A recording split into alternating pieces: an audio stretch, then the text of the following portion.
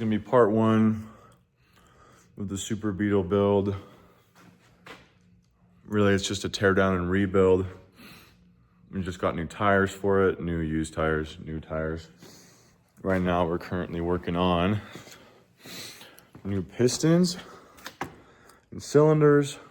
I don't have an engine stand, so that's why everything's sitting on pallets, kind of dirty, kind of messy. This is the space we've been working with. Shout out to my in-laws for giving me the shop space to start on this anyways. It's a big mess. We got tools, we got junk everywhere. It was super clean before I started this. But what we're gonna start with now is we're gonna pull all these off. I just kind of got them mocked up. I'm gonna start prepping the pistons with their rings. I'm gonna put them on correctly. I do still need to try and hammer these guys on right there. I think these are gonna go on a little bit tighter than they really are right now. Because with where they're at, they're not sitting on there super tight. I want to close that gap a little bit, give myself a little higher compression. I'll probably explain more about what's going on later. But for right now, this will be good. I'm gonna go ahead and get started. All right, so doing the piston rings, I went ahead and ordered a whole set.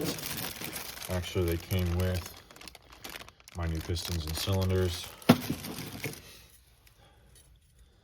These are gonna be your, I don't know what it's called. These ones go on the bottom though. These ones need no adjustment because they come gapped just a little bit more than your main oil rings. I'm taking a look at these for the first time here, so let me make sure I got this right. These are gonna be the bottom ones. Try and get to see them real good. You can tell the bottom ones because that little chick right there, those are gonna be facing down on the piston, so it's gonna be fitting in the second slot here. And they're set there and designed so that way the bottom, you see there's a little corner in that bottom right there, the bottom corner is gonna be right there in that second slot from the top. And then naturally, the ones are gonna go in the top oil rings. These ones are slightly different, except this time on the outside. I actually really can't tell a huge difference between these guys.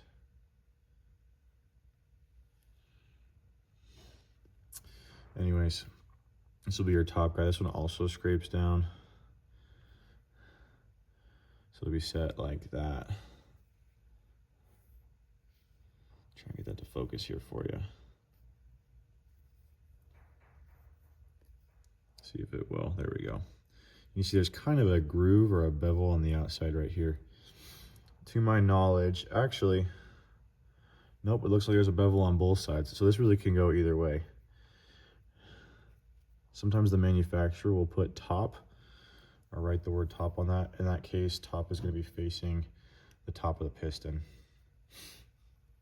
But as I said, this looks like it's beveled smooth on each side. So this one's gonna go on the top.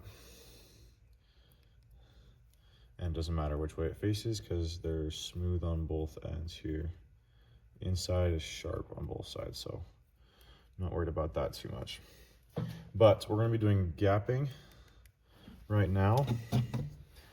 I've only watched tutorials, but based on what I've seen, a general rule of thumb for this sort of thing is that you want your gap set right, because you don't want the gap to be too big. If the gap is too big, it's not going to seal as good as it should. It's not going to scrape and do all that it should be doing. Just going to get it in there.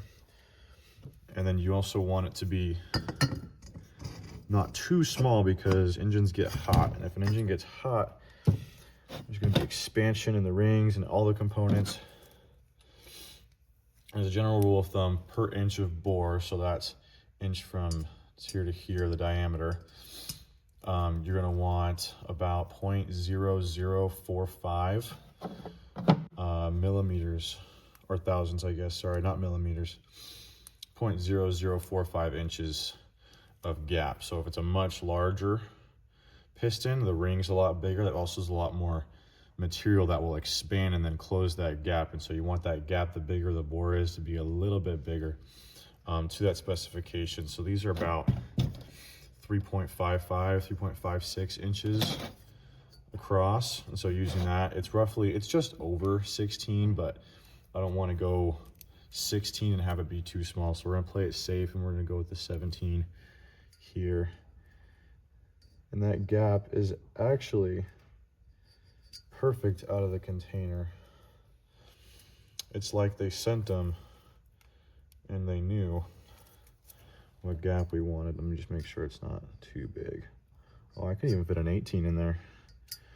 All right, so it looks like these don't need any adjustment, which is less work for me.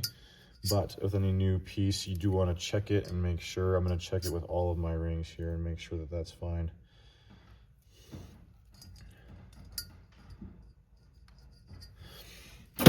And then if the gap is good, fantastic. You just want to feel, and maybe if there's any barbs on these guys, you want to just check those and make sure that you get rid of those. But I've checked that one. I'm going to check my next guy here. My lower oil scraping ring here. I'm just going to use this piston here to press it down. Grab my 17 thousandths. Phenomenal. I don't know if you can see that. Maybe I'll hold it up a little bit so you can see a little better. But you're just going to run your your 17 thousandths through there. And you can see I can fit it in there. If there might be even a little bit more of a gap, I think you can fit an 18 millimeter in here. Sorry, an 18 thousandths in here. But I bought the new ring, so that's what we got. We're gonna call that good. And I'm not gonna show you, but I'm gonna test it on each piston for each piston rings to make sure it all fits and works good. But how it's gonna go from here is we're gonna start with this guy. He's gonna go on this piston first. After him, we're gonna throw on 2 piston oil rings over top and underneath it. And then I'm gonna throw on the lower and then the upper. And that's how that's gonna go. All right. One thing I forgot to mention, I'm gonna add it real quick. Everything I've seen online as far as where you move the piston rings to, it's not super important, because when you put a piston ring on and it starts running in the engine, they're gonna spin a bit. But a little side note, if you wanna set it up right, correctly, whatever, you're gonna go ahead and throw on your oil spreader ring. That's gonna be facing top. So this is the engine and that's pointing towards the flywheel like it's supposed to. This is your top, this is your bottom. You're gonna go ahead and throw the gapped part of the spreader right here. It's gonna be the gap right here. And then the 2 rings above and below it. One's gonna be facing this way and this way. So if this was like a clock, the top would be like 12, and then this guy would be around maybe 7 or 8, and this guy's gonna be around probably 4 or 5 between there. And then the other 2 rings, you're gonna have face offset of each other on either side. So if it was a square and this was the bottom right, or bottom left, top right, bottom right, this is where your other 2 upper rings would be, and this would be your oil spreader rings up in top of that one. And then this would be your spreader ring right here on top. So 1, 2, 3, 4, and then the other one's 5 right there. I'm just gonna check.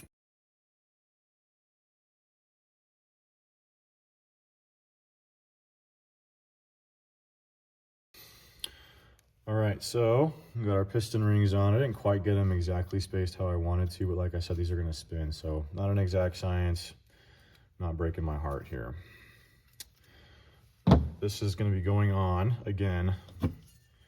I want this arrow to be pointing towards the flywheel. And so it's gonna be facing into this cylinder like so. This one's gonna be on the number 1 cylinder, I believe. So I want to have it like that, flipping upside down. And that's gonna set me up for success. And I got my guy here. Make sure you lube this up with something. It just makes it a little bit easier if this is lubed up to slide this cylinder right through. Another thing too, This is how you want your bit to look before it goes on. And another thing you want to get done and will make your life a bit easier. The first one won't matter. It's going to go on however it's going to go on, and you can have access to either side really well. But you see, this is your inside here.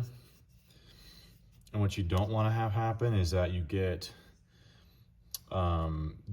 this side done first when you have another cylinder that's like right here getting in your way. Then you can't get your ring in there. So be sure to get this side done first. Get your little snap ring in there first. That way you can put it straight on, and then you can get this through, push this end through all the way, and then get your snap ring on there. And then you don't have to be fighting a whole other cylinder that's in your way. So yeah, make sure you get that done first, and then it'll go right back on the engine.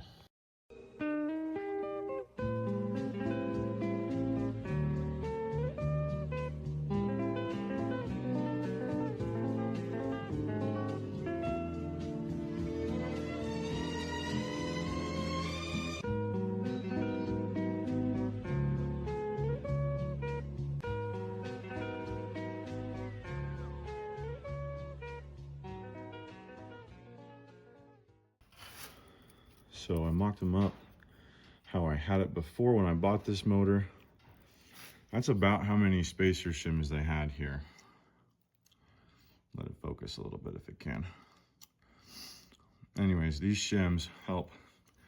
With these guys, it'll space this out, so when you put this cylinder on and you rotate your cylinder top dead center, there will be a gap, preferably a gap. There's a spec gap. It's supposed to be around 26 thousandths, I believe, between the top of this piston and the top of this. It's supposed to be underneath, but that's supposed to be the gap you have. When I had these guys on before, originally, that's how many spacers there were on. And when I was mocking it up and I was looking at to see what the gap was in each of these cylinders, it was a massive gap. So what I just did was I took this one off. I took all of them off first try, except for this one. And I had a little bit of a gap, still a little bit bigger than I wanted it to be. Wish this would focus already. A little harder, I guess. It's harder for it to focus. I'll move my hand in here, see if that helps a bit. Anyways. There we go. Anyways, I just put that one in. The gap was still a little bit bigger than I liked it, so I took this one out and I just hammered on with no spacers at all. But that gap was a little bit too short, a little tighter than I was comfortable with. So what we're gonna do is we're gonna put just these ones on, and we'll see how he goes from there.